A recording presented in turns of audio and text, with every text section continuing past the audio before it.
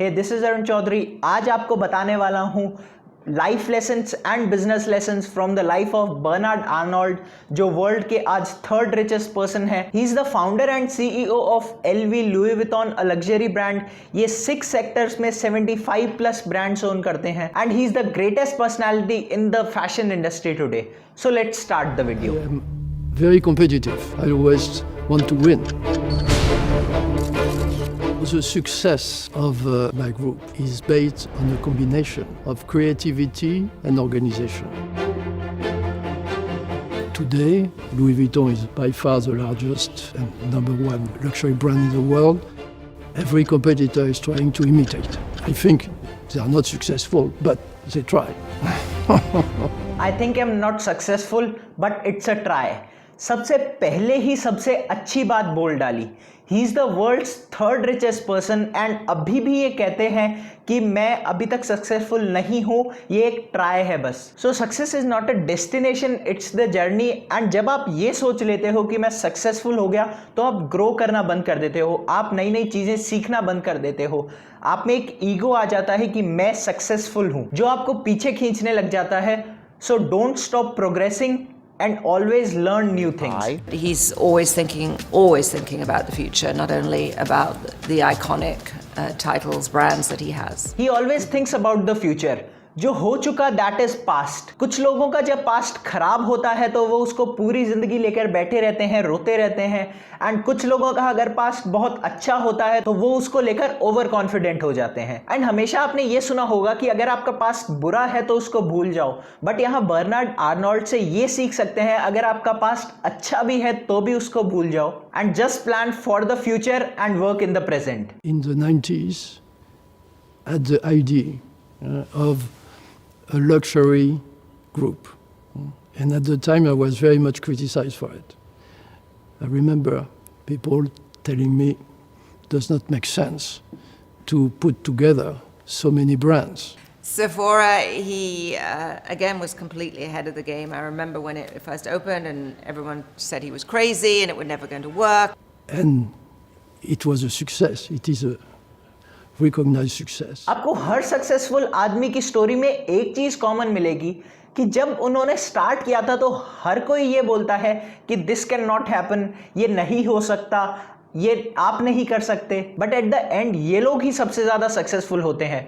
तो ये कैसे हो पाता है? They have the guts to oppose the society. इनमें हिम्मत होती है, इनमें जज्बा होता है सोसाइटी को अपोज करने का। जब लोग कहते हैं कि ये नहीं हो पाएगा तो वही इनके लिए सोर्स ऑफ मोटिवेशन होता है एंड ये लोग उसको कर कर दिखाते हैं। सो अगर एक्स्ट्रा ऑर्डिनरी बनना है तो आपको ट्रैक से हटकर चलना पड़ेगा। अगर आपका विजन क्लियर है तो आपसे ज्यादा सक्सेसफुल और कोई नहीं होगा। एंड जो बोलते हैं कि ये नहीं हो पाएगा वो सिर्फ बोलते और देखते रह जाएंगे। सो ये चीज याद रखो, जब भी आपको सोसाइटी अपोज करने लगती है, जब भी आपको लोग ये बोलने लगते हैं कि आप नहीं कर पाओगे, दैट मीन्स कि आप सही ट्रैक पर हो, आप बहुत बड़ा करने वाले हो अपनी लाइफ में। By his mid-20s, he was making some pretty big changes. He wanted to move out of construction and manufacturing and into real estate. And he was getting ready to invest in America, which was very unusual for a small real estate development company in France. France was very conservative at that time, but you didn't do that, especially at his age. He was still in his 20s. And it was very unusual for somebody of his age to take those types of decisions. Have the guts to take actions at young age. Bernard अपने 20s में ही अपने father के business में आ गए थे and 25 की as तक उनके फादर ने उनको अपना पूरा बिजनेस सौंप दिया था। एंड देन उन्होंने अलग अलग चीजों में इंटरेस्ट दिखाना चालू किया एंड उन पर काम करना स्टार्ट किया। सो हमेशा जो थॉट्स होते हैं आपके, उनको इंप्लीमेंट करना स्टार्ट करो एंड छोटी एजेस में ही काम करना जरूरी है। अपनी टीन एज को, अपने 20s को, अपने 30s को वेस्ट मत करो। कुछ लोग सोचते हैं कि अभी बहुत टाइम है, बट अगर आपको सक्सेसफुल होना है, सच में सक्सेसफुल होना है, बड़े मुकाम पर पहुंचना है, तो आपको अपनी छोटी एजेस में ही काम करना स्टार्ट करना पड़ेगा। जैसे कि अगर मैं एग्जांपल दूं बिल गेट्स का, तो जो उनका फील्ड है प्रोग्रामिंग, वो 15 साल की एज से ही उसमें घुस गए थे एंड उन्होंने बिजनेस स्टार्ट कर दिया था। सो बिल गेट्स के लाइफ एंड बिजनेस लेसन्स पर मैं पहले ही वीडियो बना चुका हूं। अगर आप वो देखना चाहते हो तो आप ऊपर आई बटन में देख सकते हो या फिर लिंक नीचे डिस्क्रिप्शन में मिल जाएगा। I remember him telling me one day that 90% of his time was actually meetings that were not that interesting. He said the other 10% are absolutely fascinating. And then, you speak to Karl Lagerfeld, or you'll spend an hour with Frank Gehry. These are the ones that you must enjoy, but the other ones are important and necessary too. Do that you don't like to achieve what you love. बहुत बार ऐसा होता है कि हम जो काम कर रहे होते हैं उनमें कुछ ऐसी चीज़ें होती है जो हमको इंटरेस्टिंग नहीं लगती, हमको काम करने का मन नहीं करता, बट वो इम्पॉर्टेंट है, उनको आपको करना पड़ेगा उन चीज़ों को अचीव करने के लिए जो हम चाहते हैं, जिसमें हमको इंटरेस्ट है। जैसे कि अगर मैं खुद का एग्जाम्पल दूं, मुझे लाइट्स लगाना, कैमरा सेट करना, ये सब चीज़ें इतनी ज़्यादा पसंद नहीं है, बट जो मुझे पसंद है दैट इज़ गेटिंग फेम, लोगों से मिलना, लोगों से बात करना, लोगों को अपनी नॉलेज शेयर करना, अपने थॉट्स शेयर करना। सो जो रिजल्ट्स मुझे चाहिए उसके लिए मुझे नेसेसरी स्टेप्स लेना ज़रूरी है। सो ऐसा बिल्कुल भी ज़रूरी नहीं है कि जो आपको पसंद है वही करो। कभी कभार हमें वो भी चीज़ें करनी पड़ती है जो हमें पसंद नहीं है, बट उनके रिजल्ट्स जो होंगे वो हमें बहुत अच्छे लगेंगे। I'm very, very impressed with his relationship with his children. It's so attentive. Family is really all important to him. And he really makes the time. And I find that is something that people miss out. And it takes a very special human being to be able to do that. Have good relations with your family. आजकल ऐसा बहुत होता है कि बहुत सारे लोग success को अचीव करने के लिए अपनी फैमिली को पीछे छोड़ देते हैं। You have to keep your family together, चाहे वो आपके पेरेंट्स हैं या फिर आपके वाइफ एंड बच्चे हैं, क्योंकि जब आप पीक पर पहुंचोगे तो आपके पास कोई होगा जिसके साथ आप अपनी खुशी बांट पाओगे, अपनी जर्नी शेयर करने के लिए। नहीं तो ऐसा होगा कि आप ऊपर पहुंच जाओगे, टॉप पर पहुंच जाओगे, एंड जब आप पीछे देखोगे आपके पास कोई नहीं होगा to share your experiences, and आप टॉप पर पहुंचकर भी खुश नहीं रह पाओगे। I am never bored. It's what I have in mind. When I think of myself young, it's fun. And I am very competitive. So it's like in tennis. I always want to win, and that's fun. Always think young and always be young. Bernard इस age में भी, 71 की as में भी tennis खेलते हैं as a hobby. And जब आप ये सोच लेते हो कि मैं ओल्ड हो चुका हूं, तो आप प्रोग्रेस करना बंद कर देते हो, आपकी डिजायर्स खत्म हो जाती है, आप एंजॉय करना बंद कर देते हो।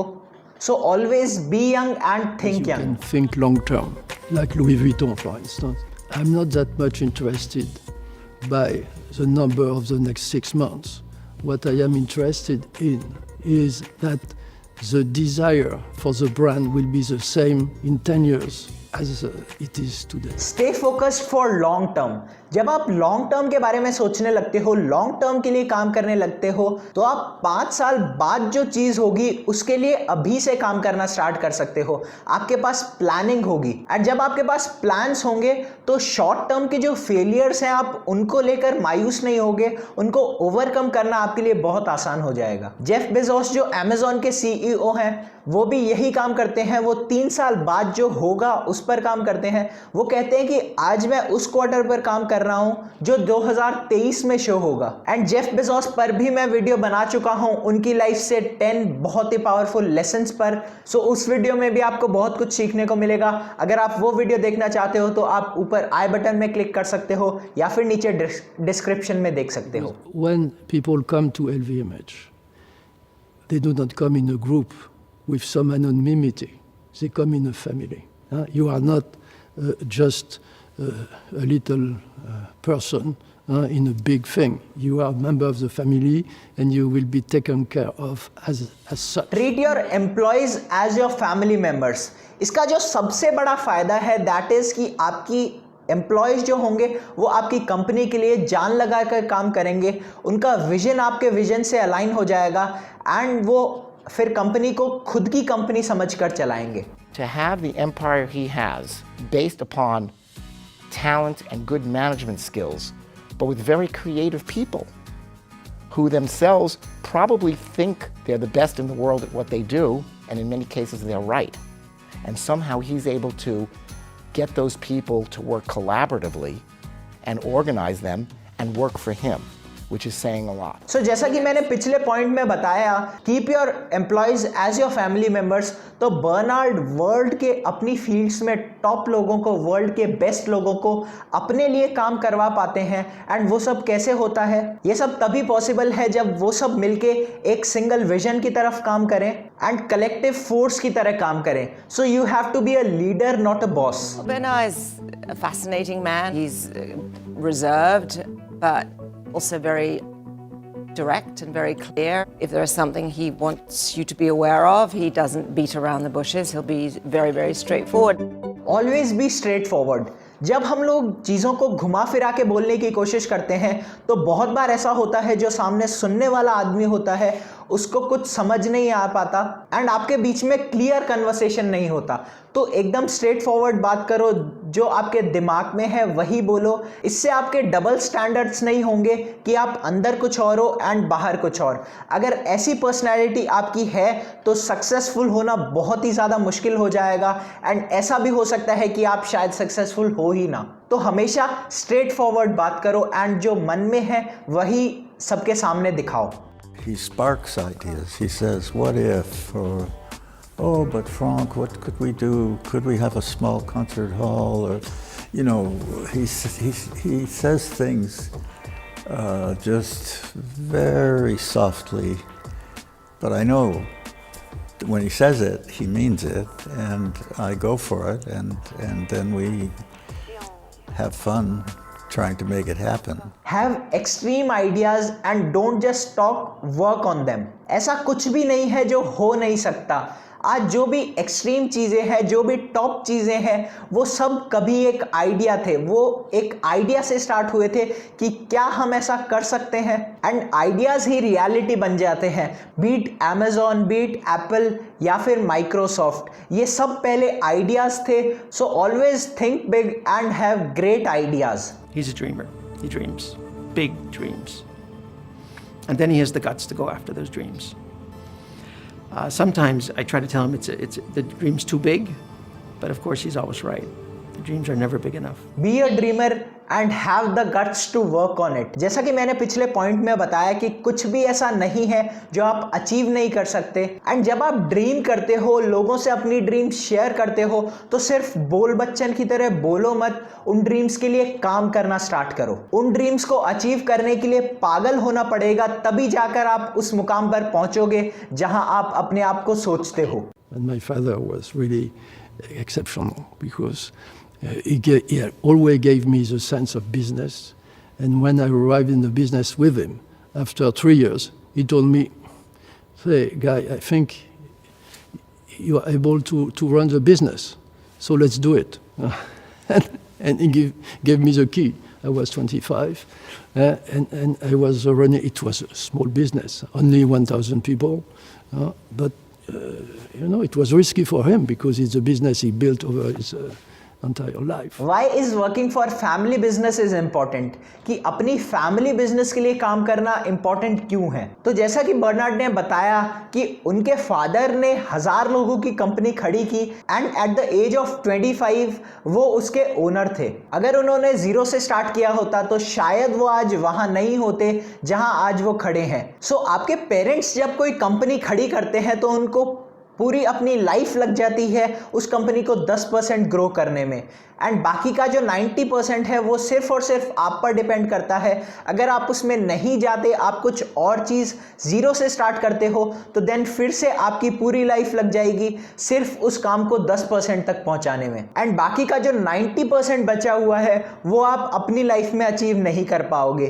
तो जैसा कि हम लोग देखते हैं ज़्यादातर बड़ी कंपनीज फैमिली बिजनेस की तरह चलती आ रही है, जैसे कि टाटा है, रिलायंस है। सो अगर आपका कोई फैमिली बिजनेस है तो उसमें इंटरेस्ट लो एंड आपकी ग्रोथ के चांसेस बहुत ज़्यादा बढ़ जाएंगे। ये एक पूरा बहुत ज़्यादा वास्ट टॉपिक है जिस पर मैं नेक्स्ट वीडियो बनाने वाला हूँ कि आपको अपना फैमिली बिजनेस क्यों ज्वाइन करना चाहिए, आपको अपने फैमिली बिजनेस ज्वाइन करने के क्या फ़ायदे हैं, क्या नुकसान है, कैसे आप उसको ग्रो कर सकते हो, कैसे आप एक अच्छे मुकाम पर पहुँच सकते हो, कैसे आप अपने फैमिली बिजनेस की कंपनी को अपने पेरेंट्स से ज़्यादा अच्छा संभाल सकते हो, आपको आपको कौन सी एज में अपनी फैमिली बिजनेस को ज्वाइन कर लेना चाहिए। सो नेक्स्ट वीडियो देखने के लिए मेरे चैनल को सब्सक्राइब जरूर कर लेना एंड नोटिफिकेशन बेल ऑन कर लेना, क्योंकि इन फ्यूचर आप मेरी कोई भी वीडियो मिस नहीं करना चाहोगे। एंड जो नेक्स्ट वीडियो मैं आपको देखने के लिए रिकमेंड करूंगा दैट इज ये अपॉर्चुनिटी के ऊपर, जहां मैं बहुत सारे पॉइंट्स कवर करने वाला हूं कि कैसे नई अपॉर्चुनिटीज ढूंढी जाए। जब आपकी लाइफ में कोई अपॉर्चुनिटी आती है तो आप कैसे पता करोगे कि आपके लिए वो अच्छी है या फिर बुरी है। सो ये वीडियो बहुत ज़्यादा हेल्पफुल होने वाली है। तो मिलते हैं इस वीडियो में, तब तक के लिए stay safe, stay happy and don't forget to learn.